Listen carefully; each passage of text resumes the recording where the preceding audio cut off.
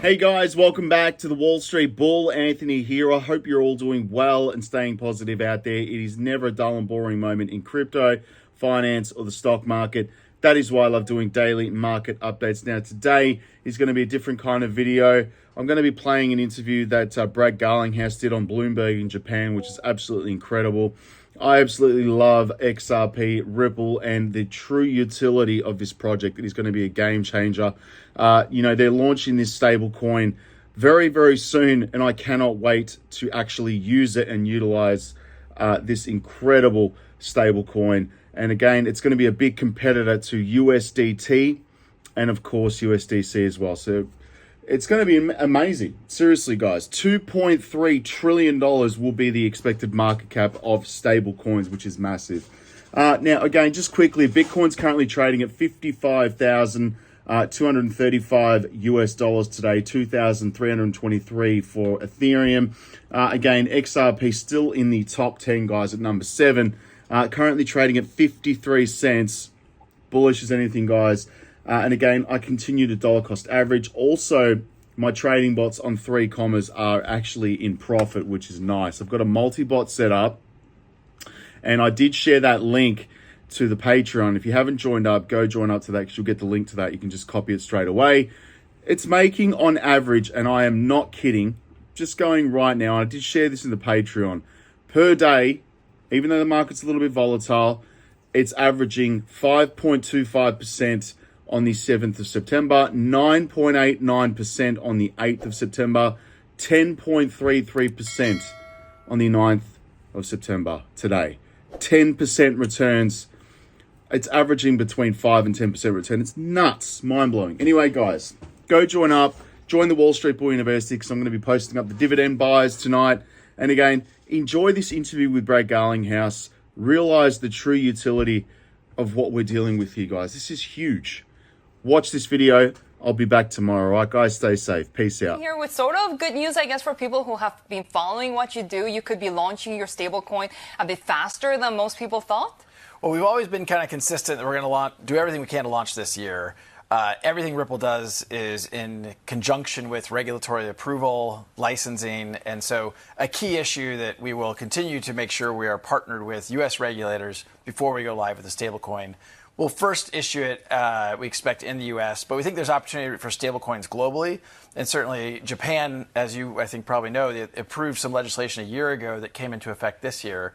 And so there's a process underway now to do stablecoins here in Japan as well. Yeah, I want to talk about that. But when we're talking about the U.S., we're talking about a matter of weeks for this launch. Yeah, our expectation has been to move as quickly as we can. Some people, I think, thought that might be the very end of the year. We won't know for sure until regulators say, yes, we have the green light. But we're optimistic. We acquired a company called Standard Custody, which had a New York DFS trust license. And there's a process you go through to kind of transfer that and how it's going to be used. We've had a great partnership with the New York DFS, Department of Financial Services, through a BIT license we've had for many years. And we'll continue to partner with them and work through that with them before we go live. Tell us a little bit about the use case. How does this really differentiate from your token itself? Because that's also been talked about, a payment system, right? Right. We've always used XRP, the digital asset that's kind of native to our technology stack. We've used that as a bridge asset to transfer money across borders.